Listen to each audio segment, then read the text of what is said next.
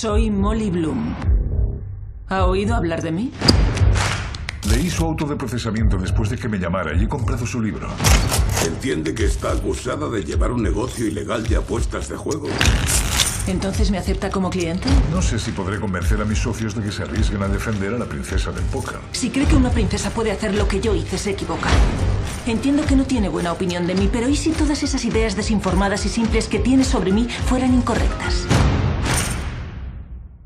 Me sorprendería. Yes, I mean, I don't know at what point she said that to Aaron, but when I sat down with Aaron for our first meeting, you know, I didn't have the offer to play the part. And I said, you know, because I knew that Aaron was meeting me to see, you know, if I could play Molly. And Molly, when I read about her, she was very confident. I immediately said to Aaron, like, why am I not playing this part? Why haven't I been cast yet? Because I felt like Molly would say something like that.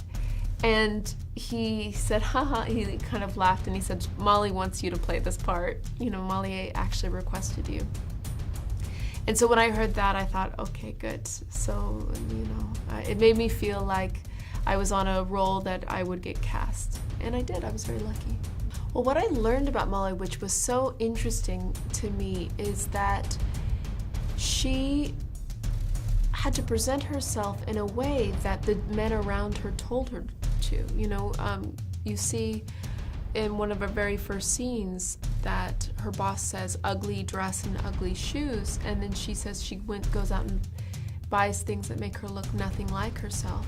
And it was really important for me to show that sense that the clothes and the makeup were a mask that she was putting on to try to get people to pay attention to her.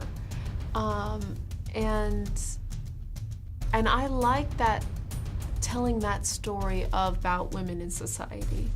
And twice in the film, men tell Molly that she's not dressed appropriately.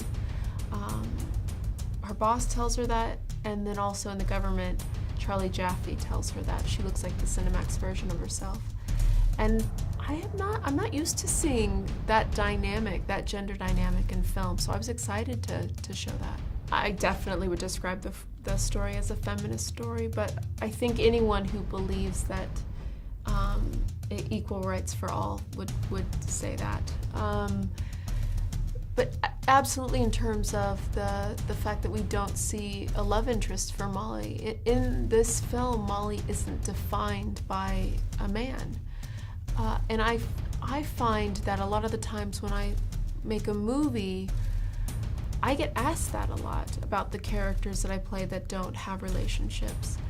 And I get asked that a lot sometimes by women who say, like, why doesn't Maya in Zero Dark 30 or Elizabeth Sloan and Miss Sloan, why don't they have relationships? And Aaron said the most perfect thing at a Q&A once, and he said, no one ever asked him about Brad Pitt and Moneyball.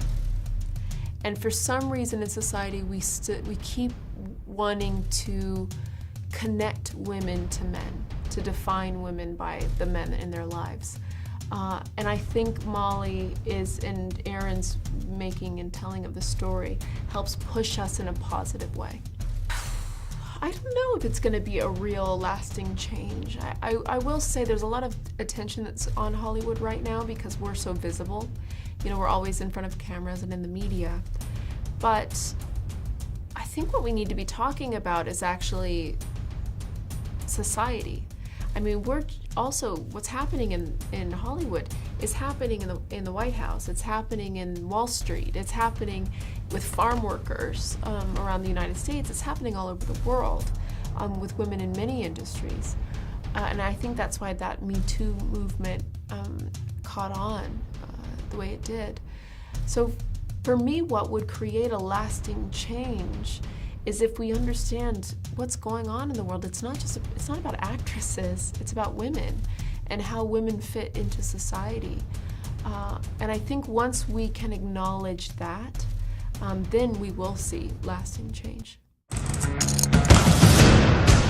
Allí venían estrellas de cine, directores y grandes empresarios que se lo jugaban todo siempre. Gracias, Molly. Para ti, muchas gracias.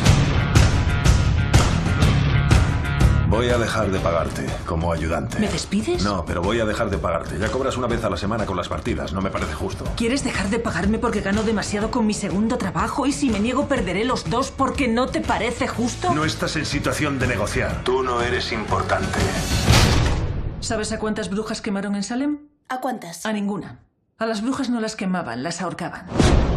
De sentirme humillada pasé a sentirme ciega de rabia por la impotencia. No podía esperar más y puse en marcha mi plan. Organizaré una partida en esta suite los martes. La entrada $250.000. Va a dar que hablar. ¿A jugar?